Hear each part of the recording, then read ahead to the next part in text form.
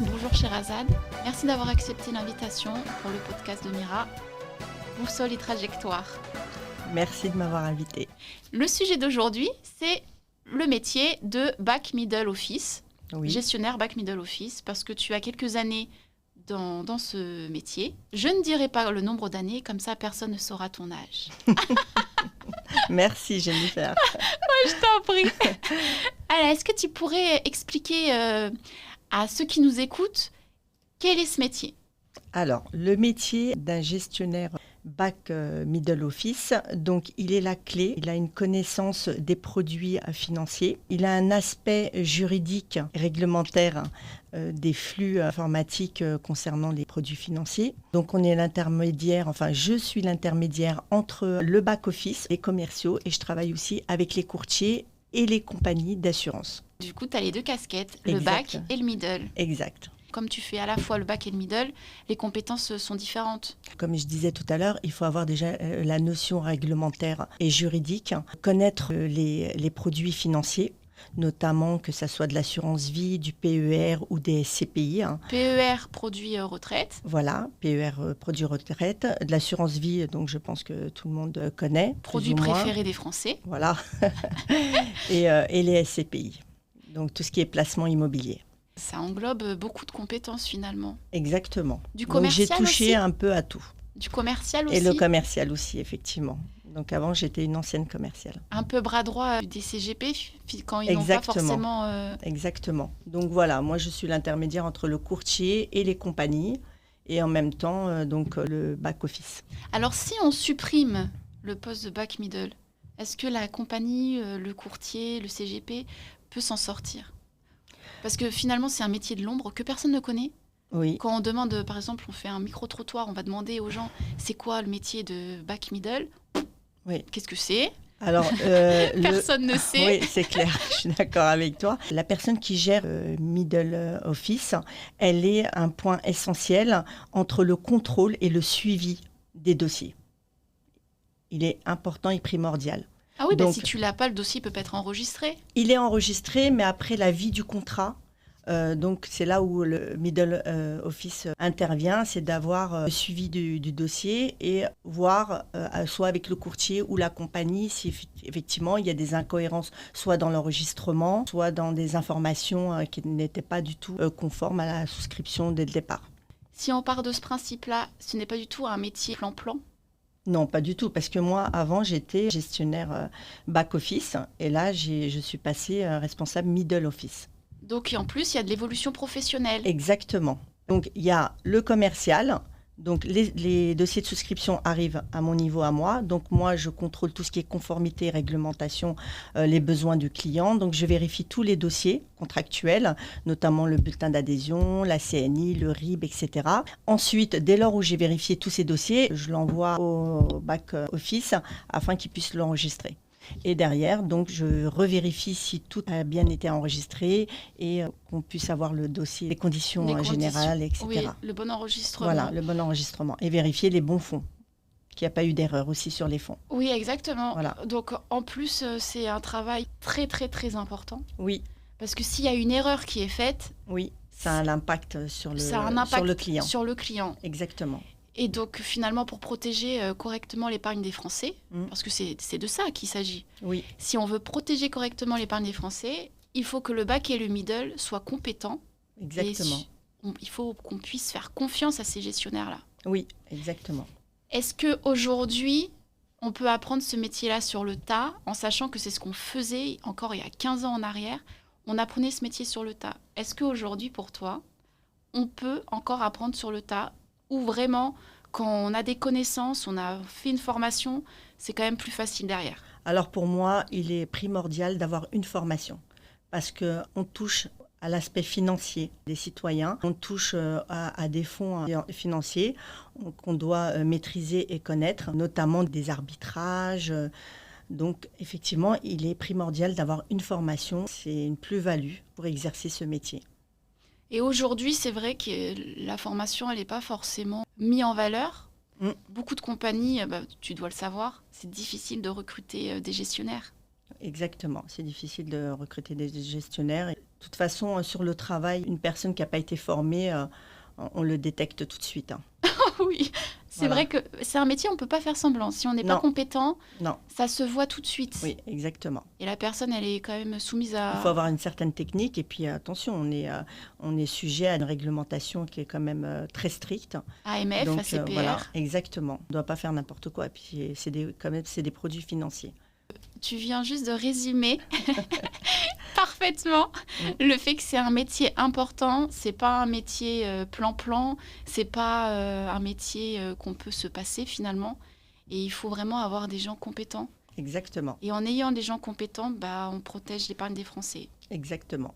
Tu parlais du commercial tout à l'heure. Quelle est la relation avec le commercial? Un gestionnaire peut-il travailler tout seul ou il faut quand même qu'il ait... Je vois que tu Alors, commences un peu à te gratter. le lien que j'ai avec les commerciaux, Oui. elle est au-delà de ma profession. En étant depuis un moment sur le sujet de l'épargne, j'ai des compétences bien sûr. Les commerciaux viennent souvent me solliciter pour avoir des réponses par rapport à leur souscription ou la validation d'un document, etc. Ou la Donc, compréhension je suis de très, pièces de lutte voilà, anti-blanchiment. exactement, exactement. Donc je suis très proche des commerciaux et ils sont très proches de moi. Voilà, en résumé. Et oui, finalement, c'est un binôme. Exactement, c'est un binôme. Et ce que tu viens de dire... Donc je suis un peu leur pilier, comme ils me disent. Oui, c'est ça. Finalement, un gestionnaire, c'est le pilier des commerciaux. On ne le dit pas assez. Si un commercial n'a pas un bon gestionnaire, il est tout seul, il peut rien faire du tout. Exactement. Non, je leur donne des petites méthodes, effectivement, pour les souscriptions, les demandes d'informations du client, suite à mon expérience à moi, et qui fonctionne très bien. Parce qu'un commercial, il est quand même là pour aller chercher du chiffre, oui. Être le support aussi des courtiers, des conseillers en gestion de patrimoine. Il ne peut pas forcément tout connaître sur les produits financiers, c'est-à-dire la caractéristique des conditions particulières de chaque contrat. Oui.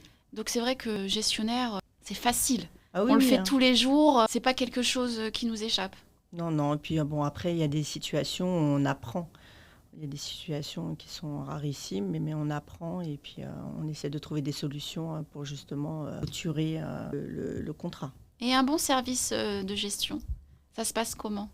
Un bon service de gestion. Toi qui as connu quand même pas mal de managers. C'est de trouver toujours une solution au problème qu'il y a. Et aller voir son manager et aller lui dire là j'ai fait une boulette, parce que finalement l'erreur est humaine. Oui, c'est ce que j'aime bien répéter. Ah, bien sûr. Donc il faut aller voir son manager pour lui dire j'ai fait une boulette, il faut qu'on la rattrape. Exactement. Il y a toujours solution à un problème.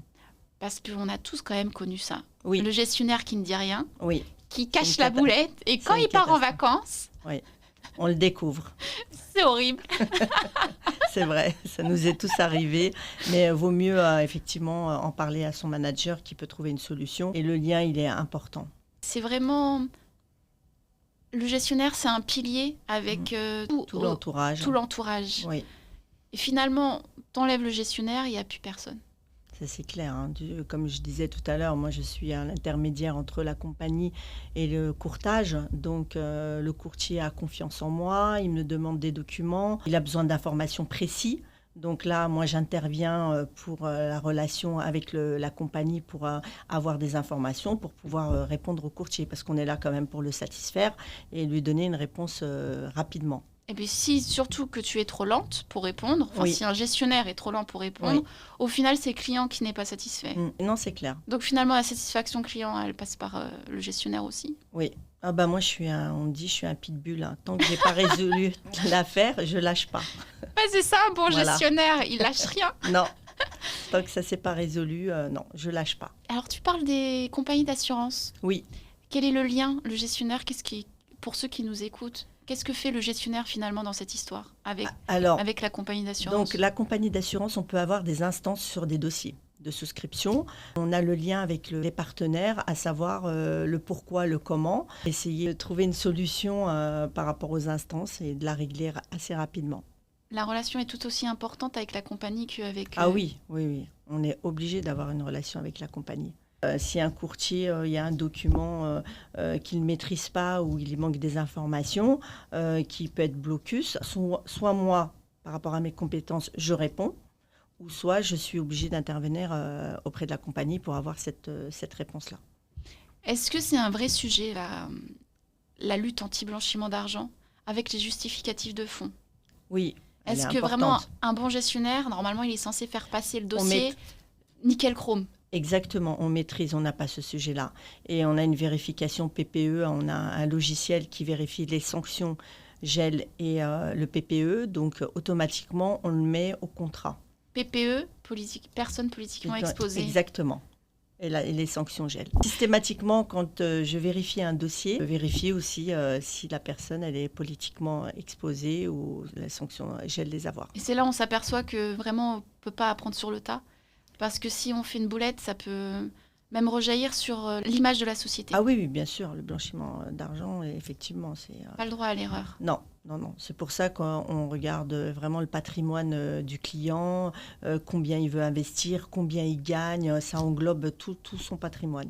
On Alors vérifie. ça, les clients, des fois, ils ne comprennent pas et ils ne veulent pas forcément donner leur patrimoine, ils ne veulent pas forcément donner leurs revenus. Ça, c'est de l'information. C'est vraiment, il faut vraiment connaître bien son métier pour expliquer que c'est pas pour rentrer dans son intimité, mais vraiment pour une question de loi. Voilà, exactement. Puis on est obligé de lui poser toutes ces questions pour adapter un contrat selon ses besoins. Donc ça, c'est primordial. Donc on est obligé d'avoir un maximum d'informations pour pouvoir lui établir un contrat par rapport à ses besoins. Alors maintenant qu'on a compris, je pense que tout le monde a compris que c'est un métier très très riche et qu'on ne fait pas forcément toute la journée la même chose, oui. Et qu'il y a vraiment un lien énorme dans le relationnel.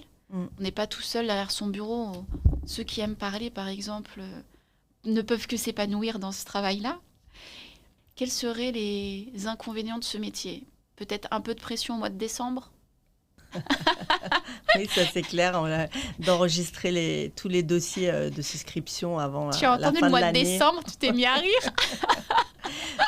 D'envoyer tous les IFU, les déclarations comptables aussi avant mars. Donc ça, c'est un gros travail où tout le monde se précipite, envoie des mails, téléphone, on veut les IFU. Voilà. Mais sinon, le reste, non, il n'y a pas de... Que du positif, finalement. Oui. Pour que le métier puisse être aimé par les gens et que les gens aient envie de se lancer dans ce métier-là, parce que ça recrute. Oui, on a du mal à recruter, les compagnies clair. ont du mal à recruter, Ouais. Tout le monde a du mal à recruter un bon profil. Quel est le salaire? Quels sont les avantages?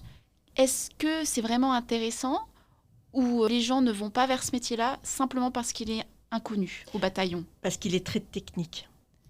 Donc on revient à la formation finalement. Ah oui, il faut quoi qu'il arrive, ce métier-là, derrière, on a besoin d'une formation pour avoir ces compétences-là. Parce que c'est un métier où on touche au financier et des supports. Il faut déjà avoir... des bases. Exactement, des bases. Donc, il est important. Et l'assurance vie, c'est vrai que c'est un produit qui est technique. Exactement. On maîtrise l'assurance vie, on maîtrise tous les autres produits. Exactement. Je te rejoins là-dessus. C'est ce que j'allais dire. Communication de pensée. Non, il est primordial de former des personnes, que ce soit en gestion middle office ou back office. Un gestionnaire doit être formé avec toutes ces techniques-là. C'est vrai que pour avoir vu des gens venir sur ce poste-là, sans avoir été formé, pour avoir fait un métier peut-être administratif juste avant, parce que beaucoup pensent, peut-être de moins en moins, mais beaucoup pensent que c'est un métier administratif. Donc finalement, on peut prendre ce poste-là sans être formé. Les gens restent 3 mois, allez 6 mois, et après, ils craquent. Oui, c'est clair. Après, il y a deux différences entre effectivement le middle et le back, parce que le back office, c'est vraiment administratif. Oui, c'est plus administratif. Et le middle office, c'est vraiment technique. Oui, voilà. C'est vrai. Mais quand on travaille chez un CGP, par exemple, conseiller en gestion de patrimoine, il faut avoir un petit peu les deux casquettes. Tu es obligé d'être à la fois back et middle. Oui, bien sûr. Oui, tu as les deux casquettes, tu es obligé. De toute façon, tu as la vérification, la conformité, le suivi du dossier. Donc, voilà. Et l'évolution professionnelle, alors? Alors, l'évolution professionnelle, donc avant, j'étais gestionnaire et là, maintenant, je suis passée responsable middle office. Mais c'est souvent, d'ailleurs, qu'on commence par gestionnaire et après... Donc, c'est pour ça que là, aujourd'hui, je rentre plus dans le technique. Oui. Sur les dossiers. Alors, toi, maintenant, qui es responsable, est-ce que tu penses J'aime bien poser cette question. Est-ce que tu penses qu'un bon responsable, il faut quand même qu'il soit passé par la case gestionnaire? Normalement, je n'ai pas le droit de donner mon avis, mais Pour moi, oui. Tu dois d'abord avoir des compétences en gestion. de regarder un peu comment ça se déroule, les contrats de souscription, comment les valider, comment les vérifier, et puis tout ce qui est support, donc support financier. Et comme ça, au moins, tu comprends les difficultés Exactement. de tes collaborateurs, tout Oui. simplement, parce que Ouais. toi-même, tu les as rencontrés. Ouais.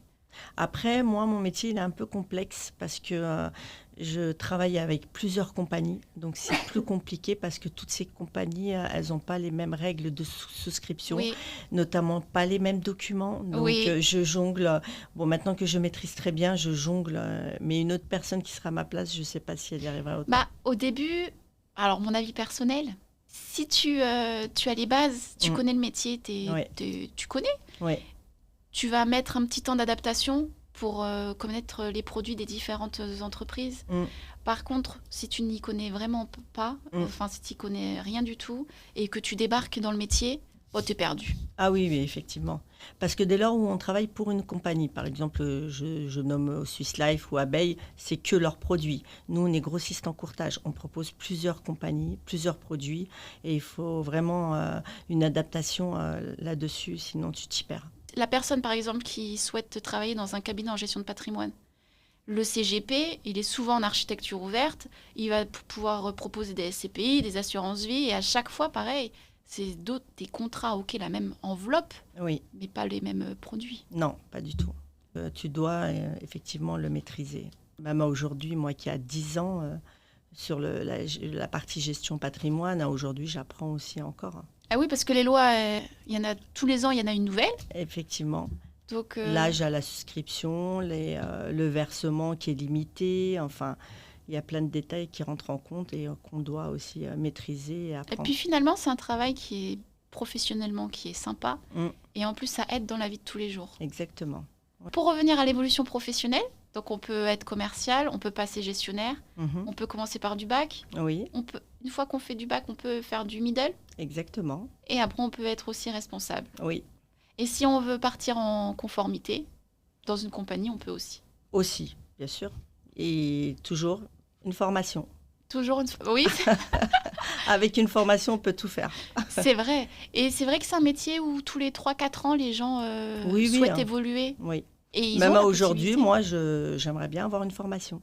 Même si ce métier, même si je le connais, c'est bien de se remettre dans le bain et puis de voir les... Ah, surtout pour la réglementation. Exactement. Elle évolue tellement que Oui. si on veut vraiment répondre correctement à ses partenaires, vaut mieux être Faut au mieux courant. En fait. maîtriser très bien le sujet. Ne pas Exactement. dire n'importe quoi à répondre à un mail qui n'est pas du tout conforme. Donc, ça a des pénalités derrière. Bah, surtout quand c'est écrit. Oui, exactement.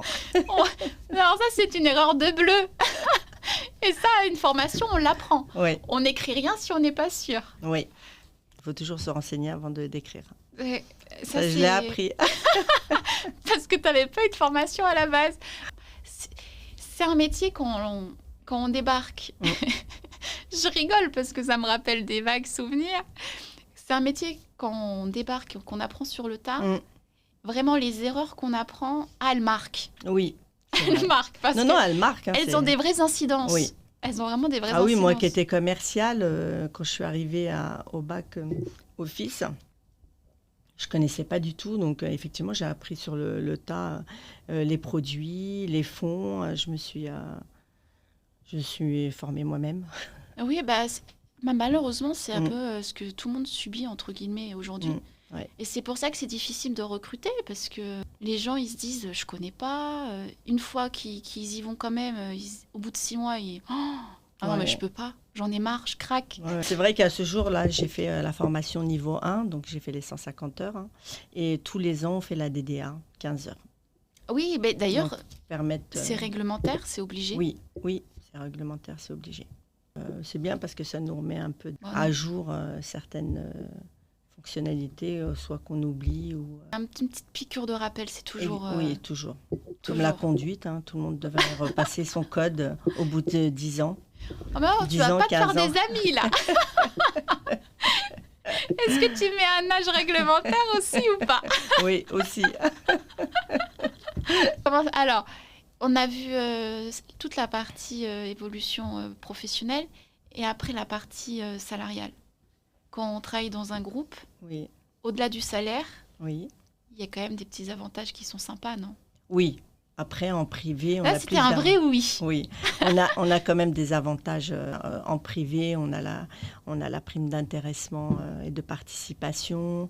On a une aide financière pour les repas, un cadeau de fin d'année. On a un brunch de fin d'année.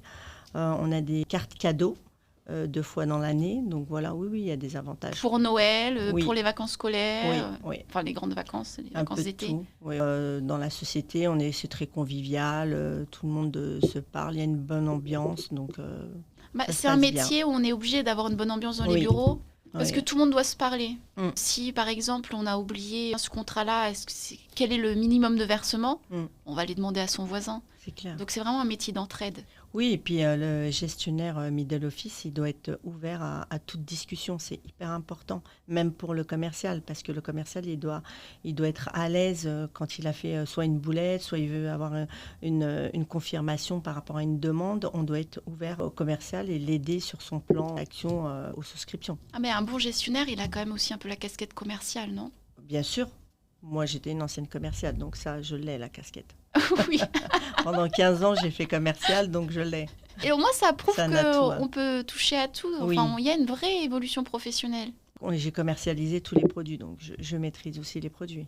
Et quand on parle d'évolution professionnelle, automatiquement on parle d'évolution salariale. Oui. Parce que bon, on va travailler pour le salaire quand même. Mm. Sinon, on n'irait pas. Oui, bah, bien sûr. Tout le monde travaille pour le salaire. Et c'est pour ça que je pense que c'est un métier qui doit être connu du plus grand nombre. Surtout des jeunes là, qui sont en train de se lancer. Parce que c'est un métier, on gagne quand même correctement sa vie. Oui. On a plein d'avantages. Oui. Puis c'est un métier où on réfléchit. C'est pas forcément un métier... Oui, puis il y a beaucoup de compagnies qui cherchent des gestionnaires. Donc, PER et assurance vie, ils ont explosé. Mais c'est pour ça d'ailleurs qu'il y a des pics d'activité Oui. Et des énormes recrutements. Mm. Quand on regarde, il y a beaucoup d'offres d'emploi sur Oui, cette comme partie. gestionnaire, oui, j'ai vu. Et les salaires, ils sont sympas aussi. Moi aussi. J'insiste sur le Ouais. salaire parce qu'il y en a beaucoup qui pensent que gestionnaire est égal faible salaire. Oui, alors que pas du tout. Non, pas du tout. Non, pas du tout. Je pense qu'il y a des gens qui seraient surpris. Exactement. Puis après, tout est négociable, selon ses compétences. Dans ce milieu-là, Mm. en tout cas moi c'est ce que j'ai connu, on est augmenté régulièrement. Oui, Régulièrement, tous les ans. D'un pourcentage. D'un certain effectivement. pourcentage. Oui. Et des fois, c'est franchement pas non négligeable. Mhm. C'est plutôt sympa. Oui. Et puis dans le privé, on est mieux payé aussi. Quelle est l'idée reçue sur le métier? J'aime bien, moi, cette question. Ah, quelle est l'idée reçue? Alors, moi, j'ai la réponse, mais c'est toi qui es censé répondre. C'est un challenge. Parce que, comme je disais tout à l'heure, quand tu as des dossiers qui sont un peu compliqués, tu les résous, et tu es fier de toi. C'est un challenge au quotidien. Mais l'idée reçue, tu vois, l'idée reçue, les gens qui connaissent pas ce métier, pour moi, hein, je te lance la perche, tu me diras si tu es d'accord avec moi. Oui. C'est vraiment un poste purement administratif. Je pense que les gens, ils ont ça en tête. Non, c'est pas que... Bon, tu fais de l'administration, mais tu as aussi tout ce qui est technique, tout ce qui est vérification justement. Réglementaire. Donc, t'as Voilà, pas je crois que ceux qui nous écoutent ont compris. T'as pas que de l'administration, c'est pas vrai. Quel serait le mot de la fin pour toi? Pour des personnes qui sont gestionnaires, il faut absolument faire des formations pour évoluer dans ce métier et être, comme le statut que j'ai aujourd'hui, être responsable middle office. Donc, vous passez un cap au-dessus. Et c'est faisable. Juste de la volonté. Voilà, exactement. Parce que finalement, c'est pas compliqué. Mm-mm. Surtout qu'il faut juste savoir gérer juste un contrat, un produit, l'assurance vie. Oui. Tout le reste, ça devient un jeu d'enfant presque. Oui. Mais c'est vrai qu'un gestionnaire, il peut évoluer. Il peut être responsable middle office. C'est pas les mêmes tâches. Non. Comme je disais tout à l'heure, c'est un peu plus technique, le middle office par rapport plus au de management gestionnaire. d'équipe. Et quand on a tout fait... On peut pas aller au-delà. Non, mais tu peux changer de service. Oui, après, tu peux changer de service, effectivement. Partir en société de gestion. Faire de la SCPI, du coup. Oui. C'est un métier où c'est vrai que ce qui m'aurait plu, avoir une équipe, comme toi tu as fait là, et de remonter un peu cette équipe et de recadrer la méthode de fonctionnement d'un gestionnaire, enfin des gestionnaires. Donc quand c'est un peu le boxon et que c'est pas... Ça, c'est un challenge Mais qui tu m'aurait sais que plu. la plupart du temps, quand tu dis c'est un peu le boxon, mais Mm. c'est juste un manque d'organisation. Oui, C'est tout, hein. C'est juste un ouais. manque d'organisation et c'est un manque de formation. Oui, mais il faut trouver la bonne personne pour qui réorganise tout ça. Oui, mais la bonne Tout ce personne, c'est chantier. souvent... Ouais, mais la plupart du temps, la bonne personne, Mm, c'est la personne qui a commencé en étant gestionnaire. mm, Parce qu'elle elle est capable de se mettre à la place de la mm, personne en face. Ce challenge-là, c'est intéressant. Parce que tu es fier de toi d'avoir réorganisé tout un service par rapport à tes compétences à toi. Et tu te rends compte qu'on a commencé par le métier de gestionnaire back middle et on en vient au métier de responsable. Ouais, on est Bah, même ça passé englobe. par... Oui, et on est même passé par le commercial. Ouais, Ça prouve quand même Mm. que c'est vraiment un tu métier peux où... jongler, oui, oui, tu peux jongler. Commercial, tu peux devenir gestionnaire. Gestionnaire, tu peux devenir responsable middle office. Après, tu peux être responsable de toute une équipe. Donc, oui, bien sûr, il y a de l'évolution. C'est important, mais même si tu changes de société, vu tes compétences, tu peux trouver facilement. Ouais, écoute, merci beaucoup. Je t'en prie, ça a été un plaisir. Oh, pour moi aussi. On a bien ri quand même. Oui, ça me rappelle tellement de souvenirs. Merci beaucoup. Merci à toi, Jennifer. Merci.